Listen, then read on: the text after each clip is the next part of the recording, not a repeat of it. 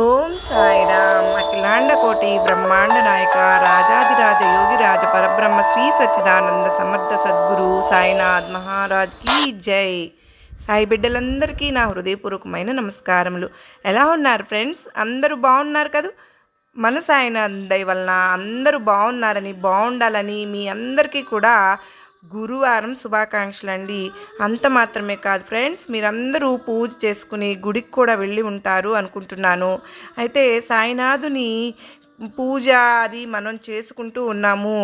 ఎంతో ఆనందంగా బాబావారు మనకి చాలా విషయాలు మనకు సాయి సందేశం ద్వారా తెలియజేస్తూ ఉన్నారు. మనం కూడా చాలామందికి బాబా బిడ్డలకు ఈ సందేశాన్ని చేరవేస్తూ ఉన్నారు. అయితే ఈరోజు సాయినాథుడు మనకు ఏ సందేశాన్ని ఇవ్వబోతూ ఉన్నారో తెలుసుకునే ముందు మీరందరూ కూడా ఫస్ట్ టైం ఎవరైనా చూస్తూ ఉంటే కనుక సబ్స్క్రైబ్ చేసుకోండి ఫ్రెండ్స్. అంత మాత్రమే కాదు, మీరు దీన్ని సపోర్ట్ చేసి మరికొంతమందికి ఫార్వర్డ్ చేయండి. మీకు వీడియో నచ్చినట్లయితే లైక్ ఇవ్వడం మాత్రం మర్చిపోవద్దు. నడి సముద్రంలో నావలాంటి మన జీవితాలకండి దారి చూపించేది, దరి చేర్చేది మన బాబావారే కదా. అదృష్టం కొద్దీ మనకు బాబావారు దొరికారు. మరి మనం కూడా చాలామందికి సాయి బిడ్డలకి మనం కూడా ఈ సందేశాన్ని చేర్చాల్సిన బాధ్యత మనకు కూడా ఉంది. మనం పొందే ఆనందాన్ని మరి కొంతమందితో షేర్ చేసుకోవాలి కదా. బాబావారిని మనస్ఫూర్తిగా నమ్మితే బాబావారు మన మనోభావాల్లోని తప్పులను ఒప్పులను గ్రహించి తీర్చిదిద్దుతారు. మన చంచల్యాలను పటాపంచలు చేసేస్తారు. మానసికంగా మనలో ఎంతో మార్పు కలిగేలా సాయినాథుడే వేలు పట్టి నడిపిస్తారు.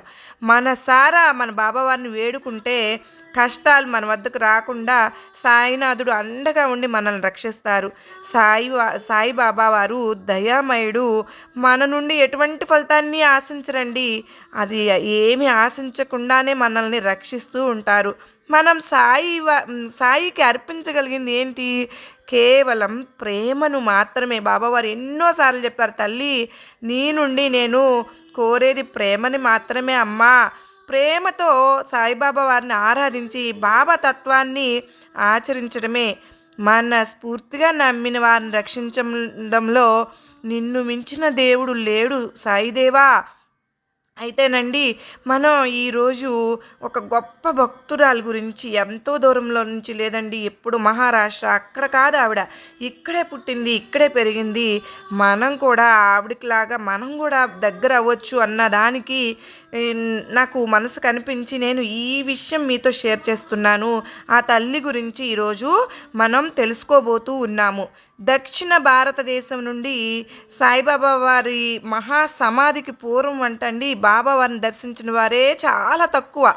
అందులో మహిళలు మరీ తక్కువ. ఆ రోజుల్లో పక్క ఊరు వెళ్ళడానికి కాదండి, పుట్టింటికి వెళ్ళడానికన్నా ఎక్కడికి వెళ్ళాలన్నా అసలు మహిళలు ముందుకు వెళ్ళాలంటే చాలా భయపడేవారు. ఎందుకు అట్లా ఉండేది, వెనక అలా ఉండేదన్నమాట. అయితే ఆ రోజుల్లో కూడా 1889 సంవత్సరం మే నెల 29వ తారీఖున తమిళనాడు రాష్ట్రంలోని కోయంబత్తూర్ సమీపాన వెల్లకినారు అనే గ్రామంలో రాజమ్మ గారు జన్మించారంట అండి. ఈమె పెదనాన్న శ్రీ తంగవేలు గౌండర్ సన్యాసం స్వీకరించి షిరిడీలోని సాయిబాబా వారిని అప్పటికే దర్శించుకున్నారంట. ఆయన వీళ్ళ పెదనాన్న, రాజమ్మ గారి పెదనాన్న సాయిబాబా వారిని తన గ్రామానికి తీసుకొచ్చారని, రాజమ్మను శ్రీసాయి దీవించారని కూడా చెప్తూ ఉంటారు. రాజమ్మ కంటండి వివాహం అయిందంట. ఒక కుమారుడు కూడా జన్మించాడంట.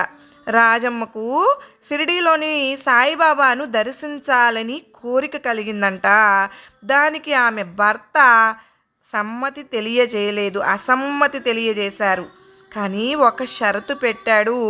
ఇటువంటి షరతులు పెట్టిన మరొక భక్తుడు లక్ష్మణ్ కృష్ణాజీ నోల్కర్. ఒకటి, బ్రాహ్మణ వంట మనిషి దొరకవలనని, చక్కని నాగపూరు కమలా ఫలములు లభించాలి అని బాబావారు సంకల్పించుకున్నారనుకోండి, కొరదువే ముందు చెప్పండి.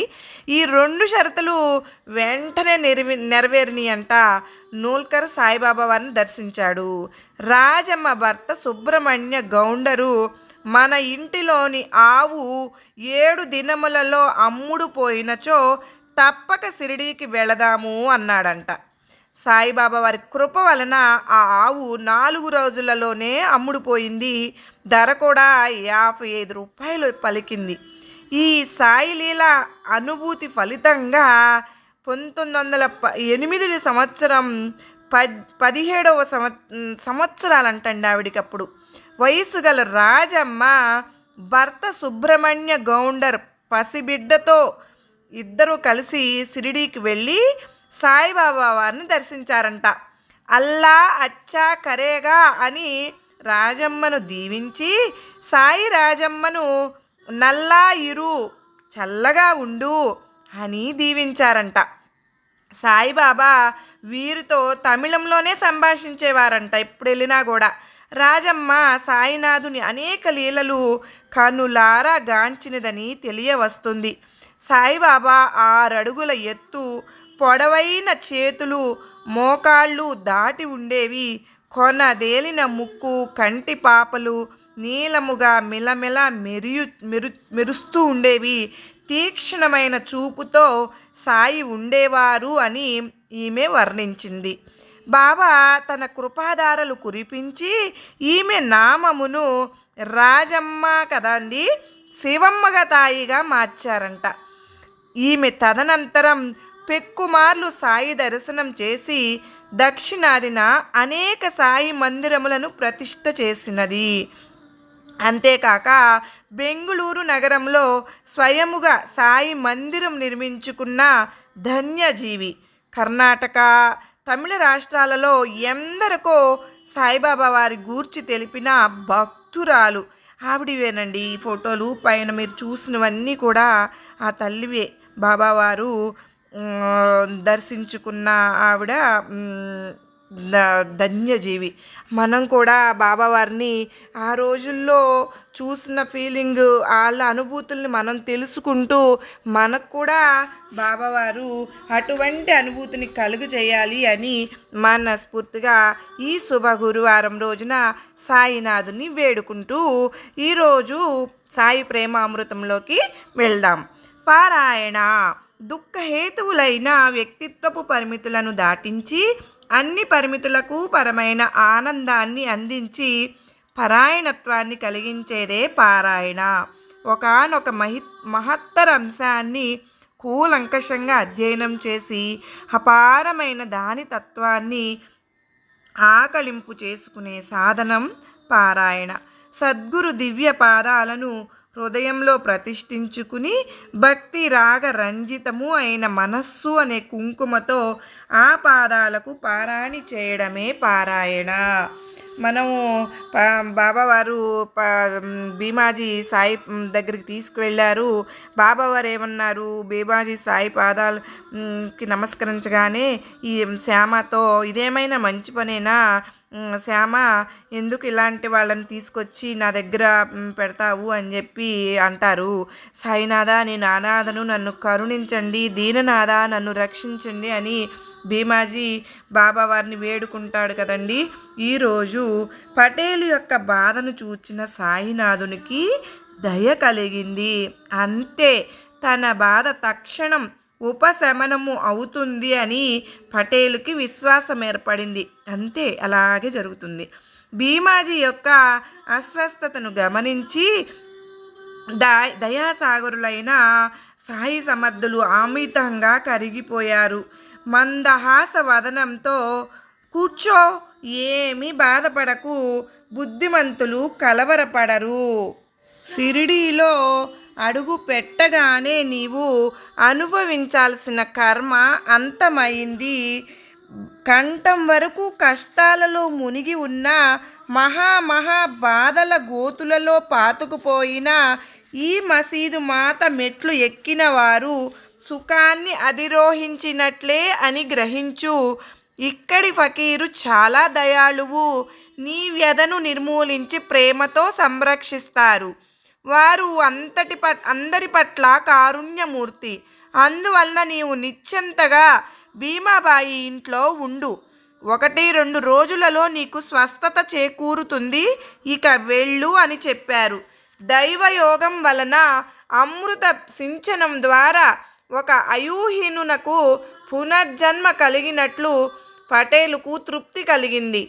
మరణోన్ముఖునకు అమృత పానము లభించినట్లు, తృషార్తునకు మంచినీరు దొరికినట్లు సాయి నోటి నుండి వెడలిన వచనాలను పటేలు మనస్సుకు శాంతిని కలిగించాయి.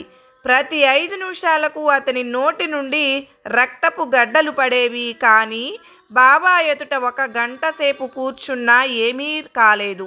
బాబా అతని జబ్బును పరీక్ష చేయలేదు. ఏ కారణంగా ఆ రోగం పుట్టుకు వచ్చింది అని ప్రశ్నించనూ లేదు. కేవలం వారి కృపాదృష్టితో రోగం వెంటనే తొలగిపోయింది. వారి కరుణా కటాక్షం ఉంటే చాలు, ఎండిపోయిన మ్రోడు కూడా చిగురిస్తుంది. వసంత ఋతువు కాకున్నా పూలు వికసించి రమణీయమైన ఫలాలను ఇస్తాయి. రోగం కానీ ఆరోగ్యం కానీ పుణ్య పాపాలు నశించిపోవాలి. ఎవరి కర్మను వారు అనుభవించడం తప్ప అన్యోపాయం లేదు. కర్మను అనుభవించడం మాత్రమే రోగం నశించడానికి మార్గం. జన్మ జన్మలలోనూ ఇదే తప్పక జరుగుతుంది.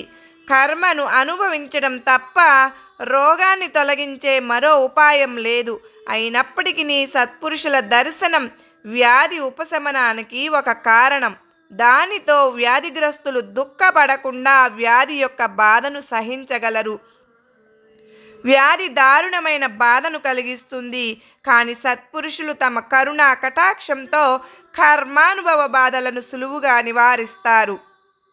అందువలన బాబా వచనాలే ప్రమాణం. అవి రామబాణం వంటి ఔషధం. ఒకసారి నల్ల కుక్కకు పెరుగన్నం తినిపించగా చలి జ్వరం నివారణమైంది. కథలో మరొక అడ్డు కథ అనిపిస్తుంది కదూ. కానీ దీని సారాంశాన్ని శ్రవణం చేస్తే ఆ కథ ఇక్కడ ఉచితమని అనిపిస్తుంది. దీనిని నా స్మరణకు తెచ్చింది సాయియే. నా కథను నేనే రచిస్తాను అని వారు చెప్పినట్లే ఇప్పుడు వారే నాకు ఈ కథను గుర్తు చేశారు. బాలా గణపతి అనే గొప్ప భావికుడైన దర్జీ జాతి వాడు ఉండేవాడు. అతడు మసీదులోనికి బాబా వద్దకు అతి దీనంగా వచ్చాడు. బాబా, నేనేం పాపం చేశానో నన్ను ఈ చలి జ్వరం విడిచిపెట్టడం లేదు. ఎన్నో చికిత్సలు చేసినా ఇది నా శరీరాన్ని విడవడం లేదు. నేనేం చేయను? ఔషధాలు కషాయాలు అన్నీ అయ్యాయి. ఈ జ్వరం పోయే ఉపాయాన్ని మీరైనా చెప్పండి అని ప్రాధేయపడ్డాడు. అప్పుడు బాబాకు దయ కలిగి ఆ చలి జ్వరానికి ఒక ఉపాయాన్ని చెప్పారు. ఆ వింత కథను వినండి. లక్ష్మీ దేవాలయం వద్ద నల్ల కుక్కకు పెరుగన్నం పెట్టు, వెంటనే బాగైపోతావు అని చెప్పారు. బాల భయపడుతూ ఇంటికి వెళ్ళి చూడగా మూత పెట్టి ఉంచిన అన్నము కనిపించింది. ప్రక్కనే పెరుగు కూడా దొరికింది. పెరుగన్నం సిద్ధంగా ఉంది. కానీ ఆ సమయాన దేవాలయం వద్ద నల్ల కుక్క ఉంటుందా అని బాలా అనుకున్నాడు. కానీ అతడు అనవసరంగా చింతపడ్డాడు. బాబా చెప్పిన చోటికి చేరుకునేసరికి ఒక నల్ల కుక్క తోక ఆడించుకుంటూ తన దగ్గరకు రావడం చూశాడు. అలా అంతా కలిసిరాగా బాలా చాలా ఆనందించాడు.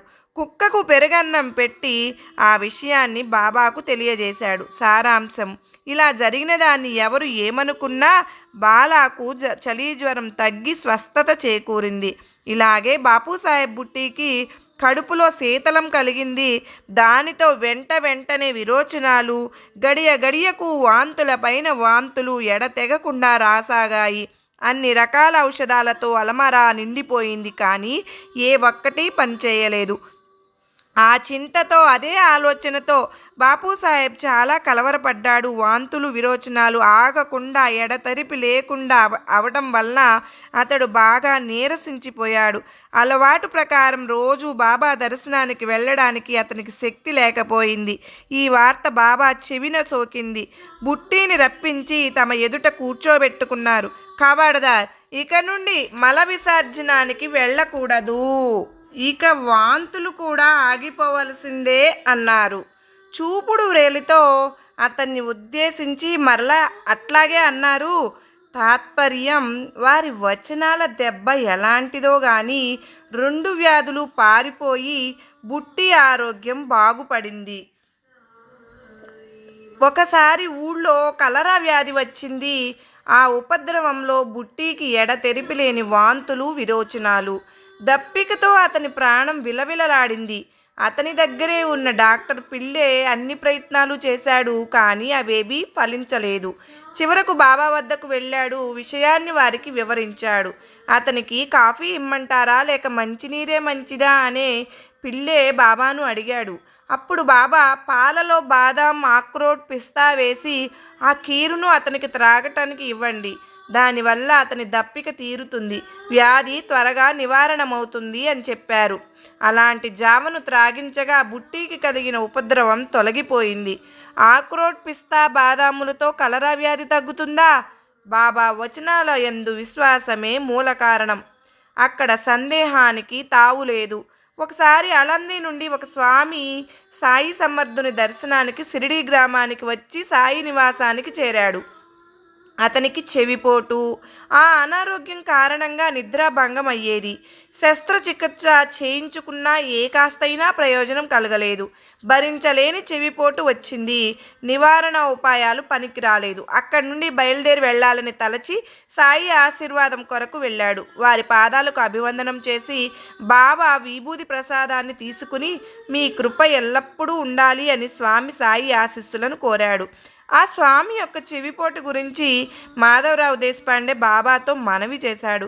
అల్లా అచ్చా కరేగా, అల్లా మంచి చేస్తాడు అని మహారాజు ధైర్యాన్ని ఇచ్చారు.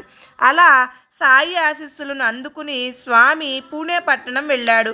వారం రోజుల కల్లా అతని చెవిపోటు తగ్గిపోయిందని ఉత్తరం రాశాడు. వాపు తగ్గనందువలన మరలా శస్త్రచికిత్స చేయించుకోవాలని తిరిగి ముంబైకి వెళ్ళాడు. మరలా అదే డాక్టరు చెవిని పరీక్షించగా వాపు ఎక్కడా కనిపించలేదు. ఇక శస్త్రచికిత్స అవసరం లేదని డాక్టర్ చెప్పాడు. దాంతో స్వామి యొక్క చింత తొలగిపోయింది. అందరికీ ఆశ్చర్యం కలిగింది. ఇలాంటిదే మరొక కథ ప్రసంగవశాత్తు గుర్తుకు వచ్చింది. దానిని చెప్పి ఈ అధ్యాయాన్ని త్వరగా ముగిస్తాను. మసీదు యొక్క సభా మండపంలో నేల పని ఆరంభించడానికి 8 రోజుల ముందు కాకమహాజనికి దుర్భరమైన అజీర్ణ వ్యాధి. దాని వలన విరోచనాలు అధికంగా అవసాగాయి. తన భారాన్ని బాబాపై వేసి ఏ ఔషధాలను తీసుకోలేదు, ఏ చికిత్సలు చేసుకోలేదు. అతడు చాలా విసుగెత్తిపోయాడు. సాయి పూర్ణ అంతర్జ్ఞాని అని మహాజనికి తెలుసు. అందువలన తన అస్వస్థతను గురించి బాబాకు చెప్పలేదు. బాబా తలుచుకున్నప్పుడు వారే వ్యాధిని నివారిస్తారు అని పూర్తి విశ్వాసంతో వ్యాధిని సహిస్తూ ఉన్నాడు. కర్మ ఫలితాన్నంతా అనుభవించాల్సిందే, కానీ తనకు పూజలో ఏ ఆటంకము కలగకూడదని కాక ఎప్పుడూ కోరుకునేవాడు. విరోచనాలు ఎడతెరిపి లేకుండా అవుతున్నందువలన వాని వలన హారతి సేవ తప్పిపోకుండా ఏం చేశాడంటే చెంబులో నీరు పోసి చీకట్లో కూడా చేతికి అందేలా మసీదులో ఒక మూల ఉంచాడు. తను బాబా వద్ద చరణ సంవాహన చేస్తూ కూర్చునేవాడు. హారతికి హాజరయ్యేవాడు. రోజు ఇలాగే జరిగేది. కడుపులో కదలిక కలగగానే చేతికి అందుబాటులో ఉన్న చెంబు పుచ్చుకుని ఏకాంత స్థలానికి వెళ్ళి నిర్మలుడై తిరిగి వచ్చేవాడు. నేల పని ప్రారంభించడానికి తాత్య బాబాను ఆజ్ఞ వేడగా వారు అతనితో ఏమన్నారో వినండి. మేము లెండీకి వెళ్ళి తిరిగి వచ్చాక ఈ నేల పని ప్రారంభించండి అని. తరువాత బాబా లెండి నుండి తిరిగి వచ్చి వెళ్ళి తమ ఆసనంపై కూర్చున్నారు. ఆ సమయానికి సరిగ్గా కాకా వచ్చి బాబా పాద సంవాహన మొదలుపెట్టాడు. కోపర్గాం నుండి వచ్చిన టంగాలో ముంబై నుండి భక్తులు వచ్చారు. పూజా సామాగ్రితో పైకి వెళ్ళి బాబాకు అభివందనం చేశారు. ఇతర భక్తులతో పాటు అంధేరి నుండి పటేలు కూడా వచ్చి పూజ కోసం పుష్పాలను, అక్షతలను పట్టుకుని ఎదురు చూస్తూ కూర్చున్నాడు. ఇంతలో క్రింద ప్రాంగణంలో రథాన్ని ఉంచే చోట గుణపంతో త్రవ్వుతూ నేల పని మొదలైంది.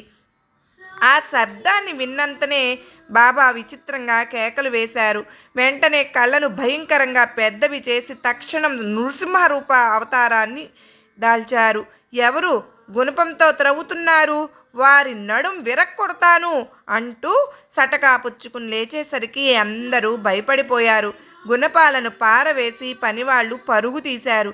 కాకా కూడా బెదిరిపోయి లేచి పరుగెడుతూ ఉంటే బాబా అతని చేతిని పట్టుకున్నారు. ఎక్కడికి వెళ్తున్నావు కూర్చో అని అన్నారు. ఇంతలో తాత్య లక్ష్మి వచ్చారు. వారిపై కూడా బాబా ఇష్టం వచ్చినట్లుగా తిట్లను కురిపించారు. ప్రాంగణం బయట ఉన్న గుంపును కూడా బాగా తిట్టారు. అప్పుడు అక్కడ పడి ఉన్న వేయించిన వేరుశనగ పప్పు సంచిని అందుకున్నారు. బాబా కోపావేశంలో ఉన్నప్పుడు భయభీతులై నలుదిక్కులకు పరిగెత్తిన వారిది ఎవరిదో ఆ సంచి మసీదులో పడిపోయి ఉంది. దానితో బాగా సేరు గింజలు ఉండిపోయాయి. వాటిని పిడికెడుగా బయటకు తీసి చేతితో నలిపి పొట్టు ఊదేసి శుభ్రం చేసి వారిని మహాజనికి తినడానికి ఇచ్చారు. అలా ఒకవైపు తిడుతూనే మరొకవైపు గింజలను నలపడం. శుభ్రమైన గింజలను అతని చేతిలో పోసి తినేసేయి అని అంటూ కొన్ని తాము నోట్లో వేసుకుంటూ అలా సంచిని ఖాళీ చేశారు. గింజలన్నీ అయిపోయాక నాకు దాహం వేస్తుంది అంటూ నీరు తీసుకునిరా అని చెప్పారు. కాక చెమ్ము నిండా నీరు తేగా తాము స్వయం త్రాగి అతనికి త్రాగు అని చెప్పారు. సాయి ప్రేమామృతంలో ఈరోజు పారాయణం పూర్తి చేసుకుని మరలా రేపు సాయి ప్రేమామృతంలో కలుసుకుందాం. అంతవరకు మీరందరూ కూడా సాయినాథుని నామాన్ని జపిస్తూ బాబావారి నామాన్ని విందాం. సర్వే జన సుఖినో భవంతు.